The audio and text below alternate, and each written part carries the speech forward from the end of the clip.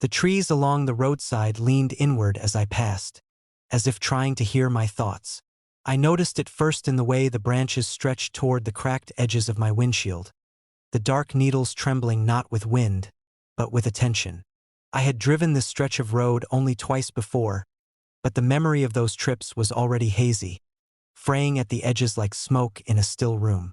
Tonight, though, it felt different. The air itself was heavier, damp and cold, pressing against my skin through the thin fabric of my jacket, seeping in through the small crack I'd left in the driver's side window. I ran a hand over the wheel, feeling the faint vibrations of the engine under my fingers. Its hum was the only steady thing, the only anchor as the trees bent inward, shifting imperceptibly whenever I blinked. At first, I thought it was fatigue, the way shadows warp when you drive too long. But the more I looked, the more I realized the movement was deliberate. Between the pause of a breath and the blink of an eye, a cluster of trunks would lean closer, then withdraw, as if testing the distance, as if reading the rhythm of my pulse through the steel and glass of the car. The road was narrow, flanked by pines and oaks that loomed like sentinels, their tops disappearing into a low-hanging mist.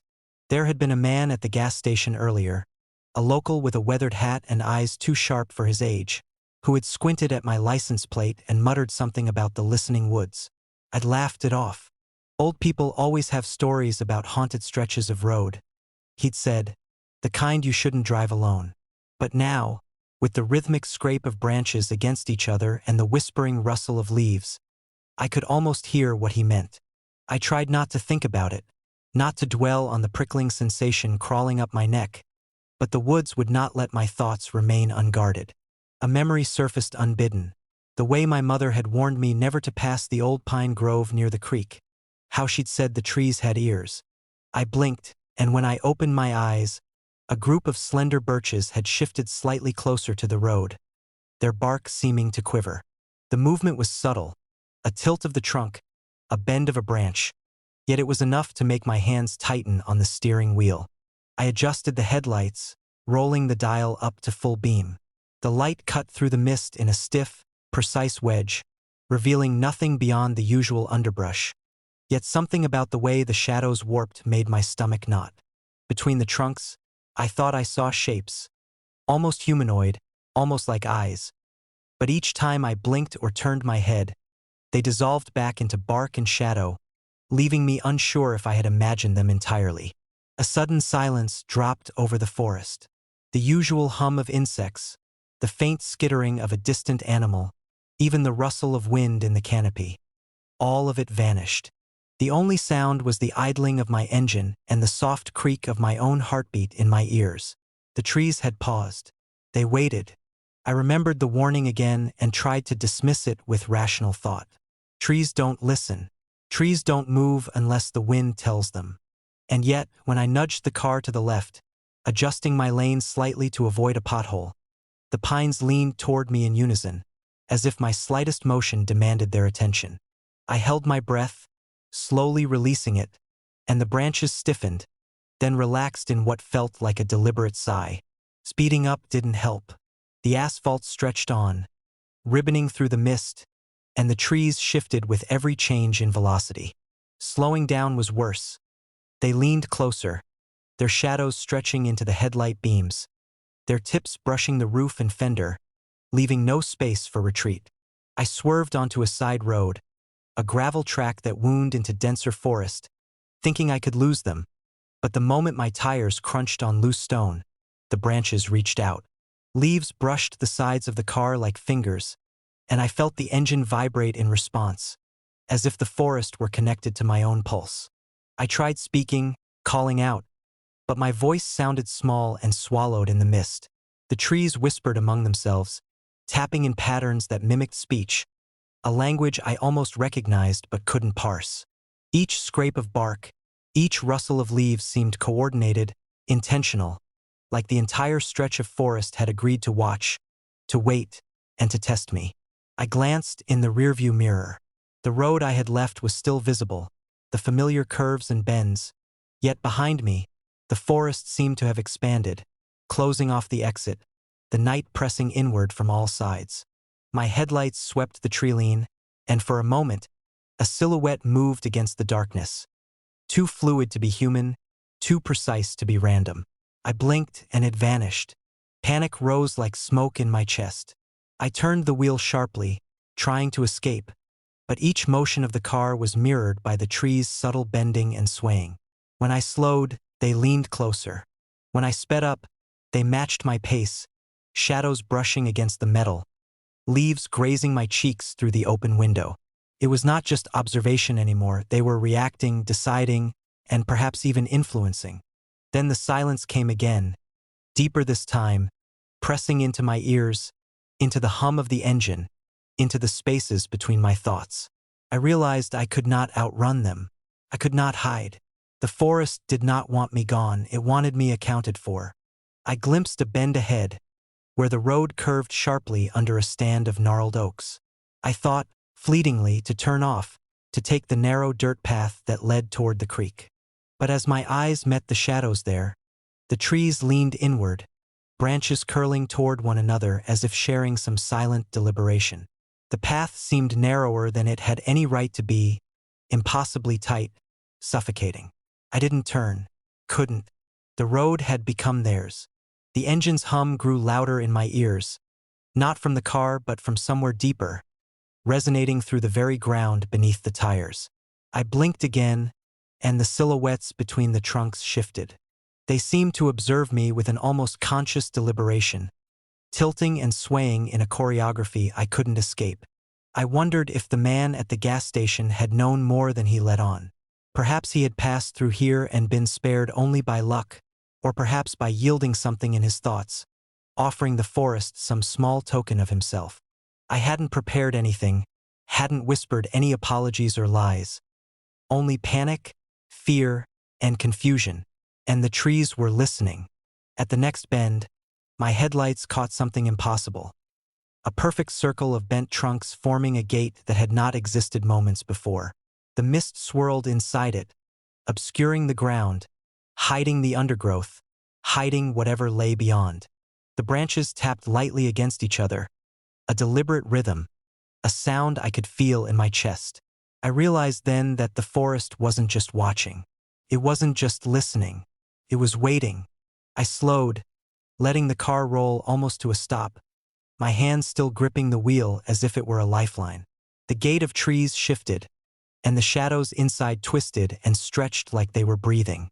I could hear, faintly, a whisper of motion, a sigh that seemed to carry words just out of reach. I didn't know if it was for me, about me, or simply the conversation of something older and darker than my mind could comprehend. I glanced back one last time, toward the empty road I had traveled, and the trees along its edge leaned inward as if shrugging, as if agreeing that I could continue, for now. But something deeper remained in the woods, patient and unmoving, waiting for a decision I could not predict, could not influence. I drove on. The road curved beneath the mist. The branches swayed, leaning, listening, and I felt, with an unshakable certainty, that somewhere beyond sight, beyond understanding, the forest had already decided something about me. Whether it would follow or whether I would ever leave, I could not tell. And I did not look back again. Temporal drift. The road stretched ahead like an unbroken black ribbon, the faint glow of my dashboard the only constant in the surrounding void. I had been driving for hours, maybe days, but the way the darkness pressed against the windshield made time feel slippery, impossible to measure. My hands rested lightly on the steering wheel, fingers tracing the leather, counting its worn stitching like some desperate, grounding ritual. I glanced at the clock. 2003. A small, digital rectangle in green light, innocuous, precise. I shook my head, convinced I had misread it. My phone was dead, the screen unresponsive, the GPS blank. A gentle vibration thrummed through the cabin as the tires rolled over faint cracks in the asphalt. I tried to focus on that, the tangible, reassuring sensation of movement. A few miles later, I looked again. 1978. I laughed softly, the sound bouncing hollowly off the roof of the car. Okay, that's new. I tapped the display, pressed buttons, cycled menus. Nothing changed. The clock just glowed, the same sharp green numbers asserting their authority over reality. The air felt colder now. I could see my breath fogging the edges of the windshield with each exhale. Shadows from the passing trees stretched long across the hood, writhing as though they were alive. I flicked the headlights to high beam, scanning for any sign of other cars. Nothing. Just the road, the faint shimmer of asphalt, the occasional glint of metal from guardrails. I tried to keep calm. Maybe the clock was broken. Maybe it was a glitch. Logic, that last vestige of rationality, seemed to tremble. I kept driving. The next check, 1994. I frowned. The year, once familiar, innocuous, now felt loaded, heavy. That year had things. Moments I hadn't thought about in decades. A car accident I had survived. A birthday party where laughter turned to screaming. A letter I never sent. Each memory hit like a pulse through my chest. The vibration of the engine was no longer comforting. It felt like it resonated with something in me, something broken and unsteady. The radio crackled. A song I didn't recognize filled the car, then faded into static, then a voice. A news bulletin dated July 1994. The anchor spoke of events that had already passed, or maybe not yet happened, reports of disasters, headlines that should have been impossible. My fingers tightened on the wheel. The road itself seemed wrong. The lines shifted when I looked away, the yellow dividing stripe stretching and compressing. Road signs flickered in and out of legibility. Welcome to Ridgeview, population 2,145. Then blinked.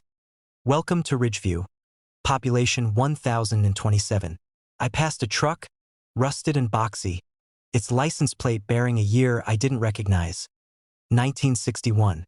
Its driver, if it could be called that, waved, faceless, as though acknowledging a secret I wasn't ready to learn. By the time the clock read 2012, I was no longer laughing. My pulse raced, every mile an echo of dread. The vibrations of the car seemed synchronized with the beat in my chest. I caught glimpses of myself in the rearview mirror, each reflection slightly older, younger, sometimes a stranger with my eyes. Shadows flitted in the peripheral, shapes hunched over the guardrails, walking backward, forward, yet always out of step with time. I tried to call someone, anyone, but my phone remained unresponsive. Even dialing felt wrong, as though the act itself belonged to another era. I pressed the horn reflexively. The sound carried and warped, echoing in a low, grinding pitch that made my teeth ache. Then came 1967. The road narrowed. Trees pressed closer, their bare branches clawing at the headlights. The air smelled different. Smoke, wet earth, something metallic and unfamiliar. A house appeared suddenly to my left, a Victorian structure long abandoned in my memories. Now pristine, lights flickering. Through the windows I saw figures. Family I had never met, friends I had forgotten, strangers I should have known. They waved, smiled, then vanished in a blink. I pulled over. Couldn't help it. I gripped the wheel, staring at the clock, trying to remember what reality I was in. My rational mind screamed for explanations. Time loop, hallucination, exhaustion. But none of it made the cold crawl along my spine any warmer. 1989. I was back on the highway, though it didn't feel the same.